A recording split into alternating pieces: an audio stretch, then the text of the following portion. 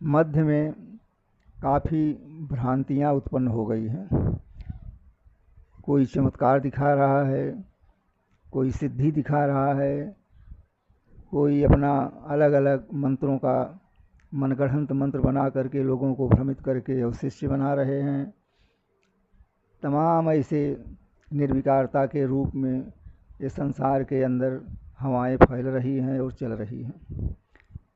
कुछ विद्वान ऐसे भी हैं जो कि धर्म की अवहेलना भी कर देते हैं, जबकि ऐसा नहीं होना चाहिए।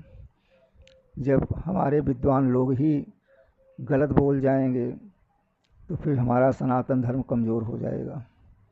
सनातन धर्म को मजबूत, सुदृढ़ और अस्थायी रखने के लिए हमें तत्व ज्ञान का होना ज़रूरी है।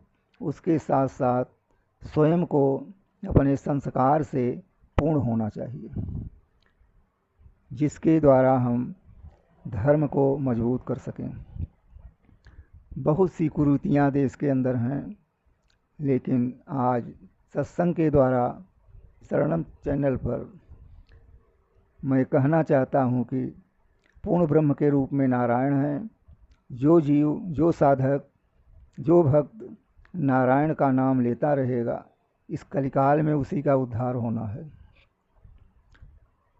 कलिकाल का जो रूप है वही जीव नष्ट कर सकता है जो नारायण की भक्ति करेगा, क्योंकि हमारे वेद शास्त्रों में, पुराणों में लिखित है कि धर्म करने से ही विजय होती है। धर्म के द्वारा पताका लहराता है।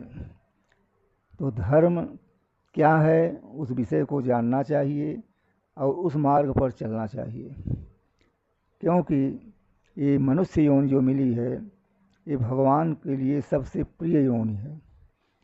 भगवान कहते हैं कि सब तो हमारे उपजाए हुए ज़रूर हैं, लेकिन मुझे मनुष्य सबसे प्यारा है। तो मनुष्य सबसे प्यारा है तो मनुष्य का धर्म क्या है?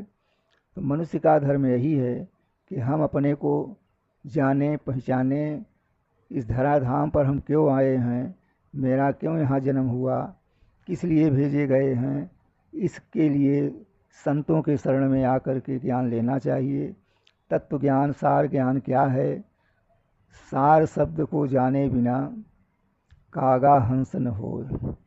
अगर आप जिस विषय को नहीं जानते हैं तो उस समय आप कौवे के रूप में हैं, और जब तत्व ज्ञान हो जाएगा तो आप हंस के रूप में हो जाएंगे।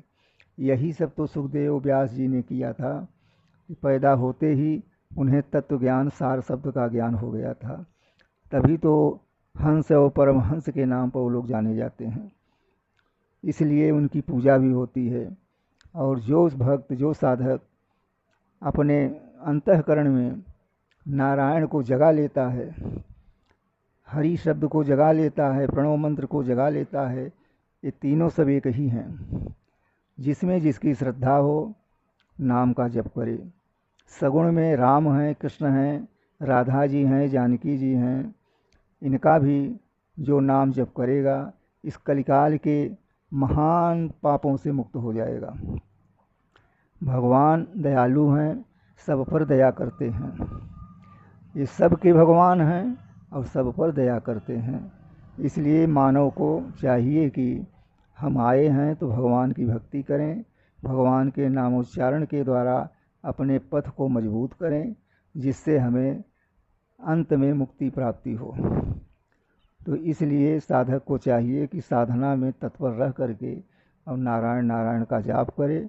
इसी में उसको कल्याण और लाभ है। श्रीमन नारायण।